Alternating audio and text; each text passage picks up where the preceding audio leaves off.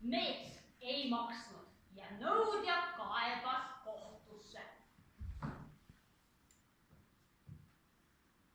Kohus mõistis ja mõistis, mõistis ja mõistis, mõistis ja mõistis, mõistis ja mõistis, mõistis. Aga et mees ei mõistnud oma õigus selgeks teha, jäi kohus pooleli. Teisel päeval läks mees jälle kohtuteed käima. Kündja tee ääres.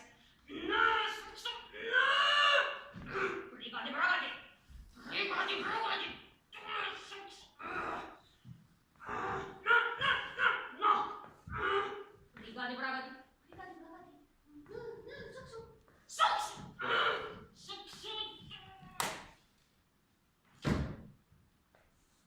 Mees, miks sa nii kurb oled? 6 aastat tagasi sõin mina kohtus 6 muna ja jätsin maksmata. Mis kohtus? Kõrtsis. Ja nüüd nõutakse nii palju raha kõigi nende kanade eest, mis sealt välja oleks võinud arvata. Mina ei mõista oma õigust selgeks teha. Mine ja ütle kohtu ees, et mina tulen ja teen su õiguse selgeks. Mees läks.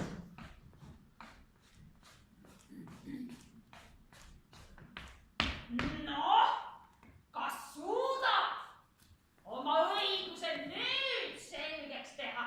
Jäi tagast tulema. Mis asi jäi tagasi tulemata? Õigus jäi tagast tulema.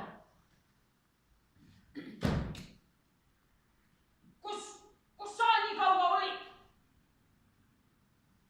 Eks see Ernet Küntsil keetsin pärast maha külvin. Mis rumal jutt see on? Kas siis keedetud Ernet veel iganevad? Aga kas keedetud munad veel poegi annavad?